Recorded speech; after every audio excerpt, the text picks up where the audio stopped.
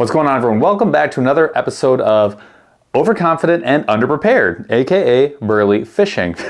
Today I have another project that I'm pretty sure will probably work and that I can figure out how to make happen hopefully tonight before I pass out and go to sleep.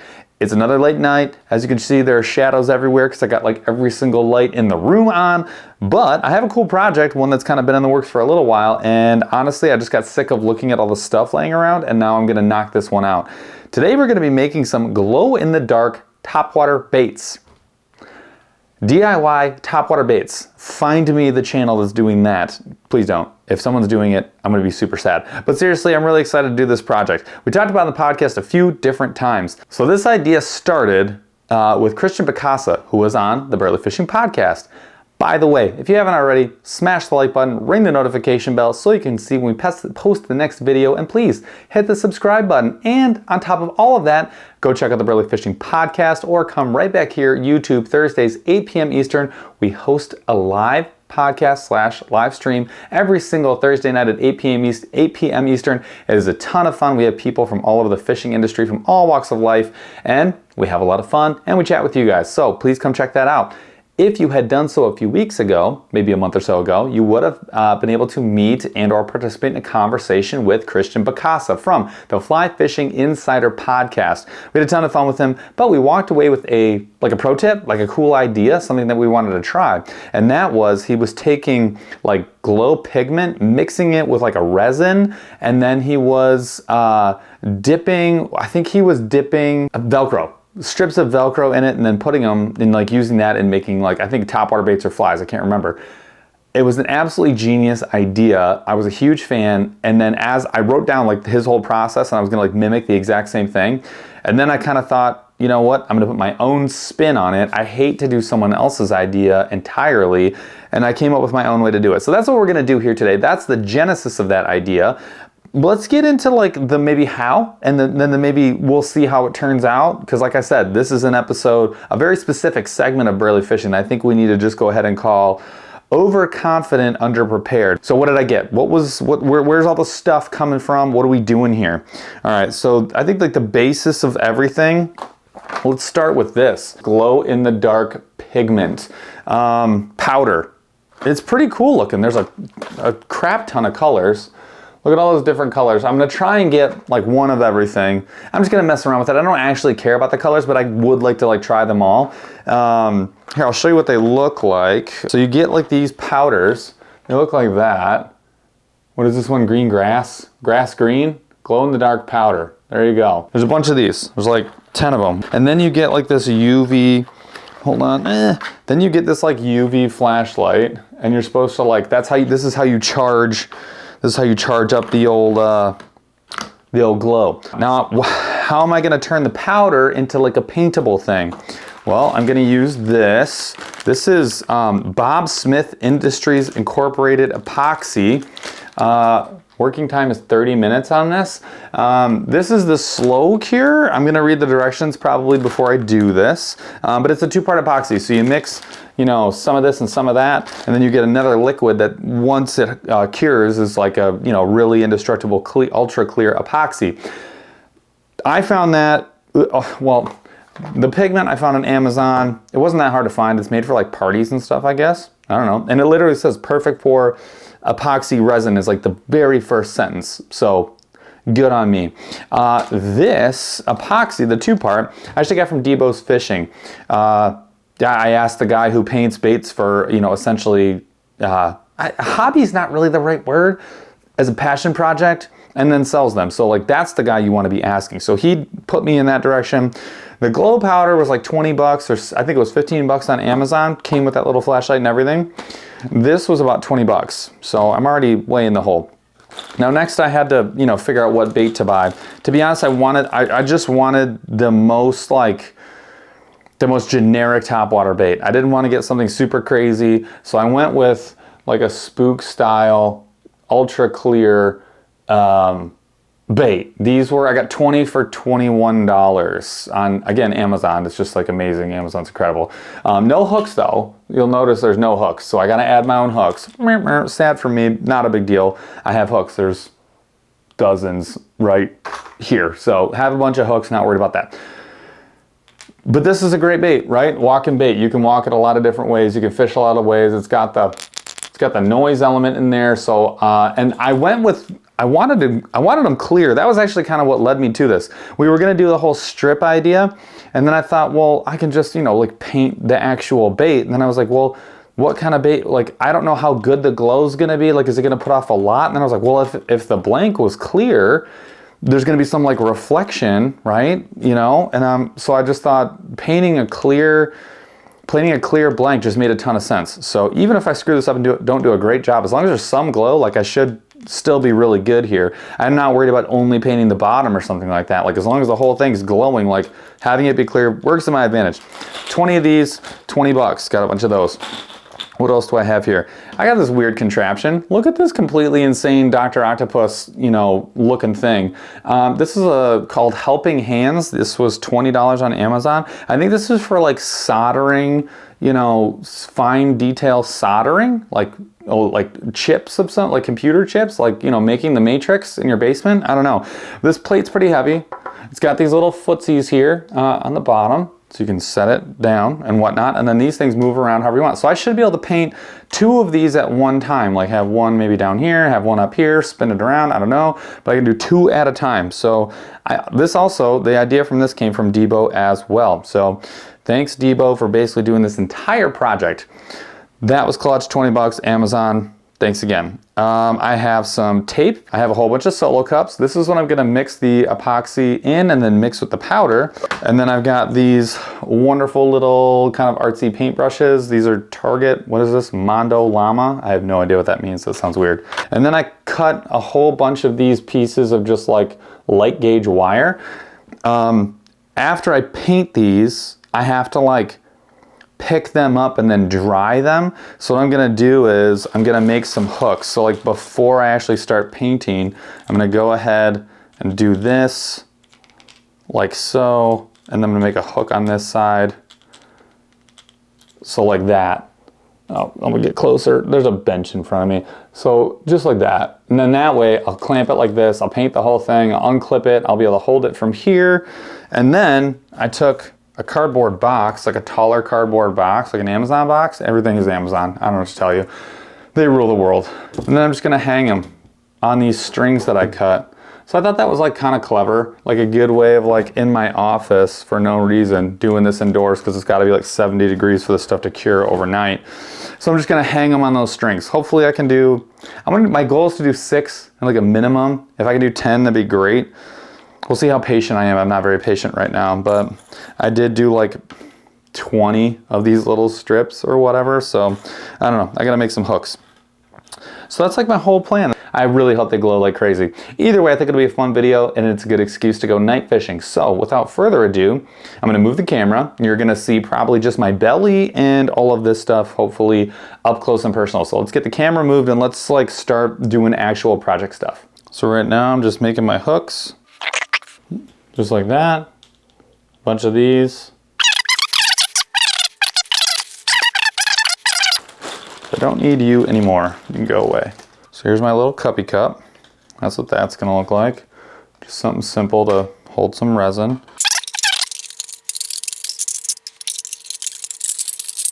I do feel like I should tape some of these. So you kind of get the idea here, right? I'm just trying to tape these off so that I don't get paint on like the eyelet or epoxy on the eyelets and have to like break it off later. I'm not sure it matters with the glow. I really don't know if this matters. I'm only gonna do like the bottom 2. I really don't think I have to do this, but I'm going to. All right, so I got 10 of these. I just did these 2 because everything's gonna drip down. So hopefully I don't have to worry about this one. I don't know. Then I got my 2 that I'm gonna paint. So now I'm gonna drag this over and I'm going to, I think what I'm gonna do is I'm gonna paint like this side and then turn the whole thing around and then do this side and this side. Like that seems logical. All right, so now you got your 2-part epoxy. Reading the directions, it says blah, blah, blah. So basically you squeeze equal parts of these into this, mix them thoroughly. Then I'm gonna add my pigment. Now, Are there any I don't think there's any instructions that come with these at all, which is fine. I'm gonna pick my colors here. So these are my colors. I'm gonna do rose red, grass green, orange yellow, dark purple, and dark blue. Those are gonna be your colors. Let's go ahead and start with grass green.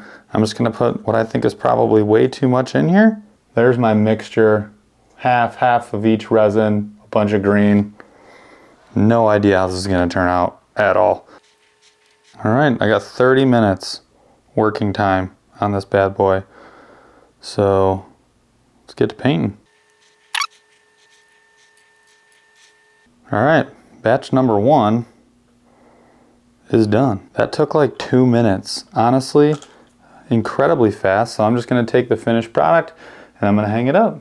And those are gonna need to sit for a really long time. But this whole process is working out pretty nice. I can already see some errors, but I don't really care.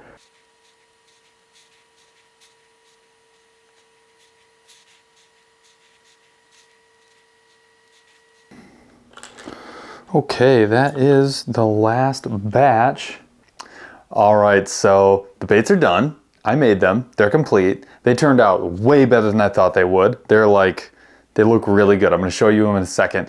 I'm also gonna show you the glow. I did get out, I actually just got back from testing them out in the dark. It is 10:35, I got off the water around a little after 10.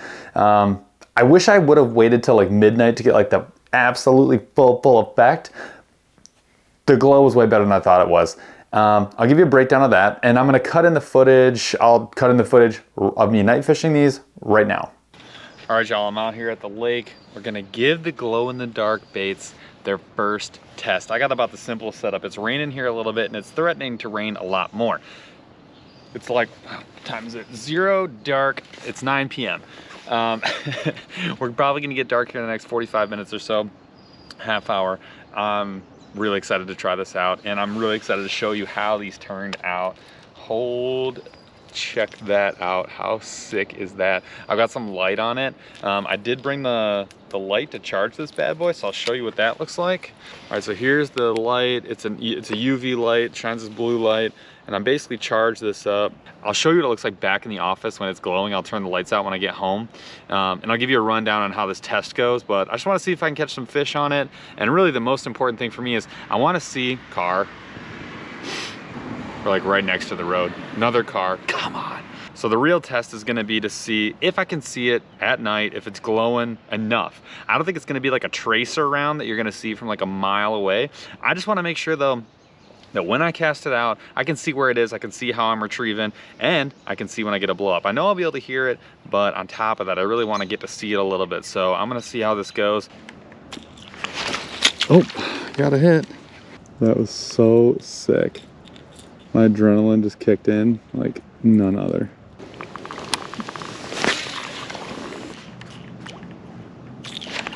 Got one. Oh no. Oh, man. That was rad. That was like right there. Alright, so I'm cutting one of these off. There, the bad boy's charging up. Let's see what you see there. So there they are. Flashlights on them. Let's see what they look like with no light. Oh yeah. Let's take the light off them. Still glowing. So let's see how they do. I'm gonna start with the green. That one looks like it's definitely rolling.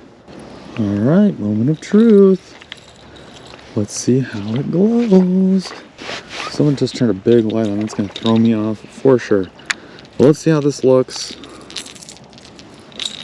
once you're casting it out.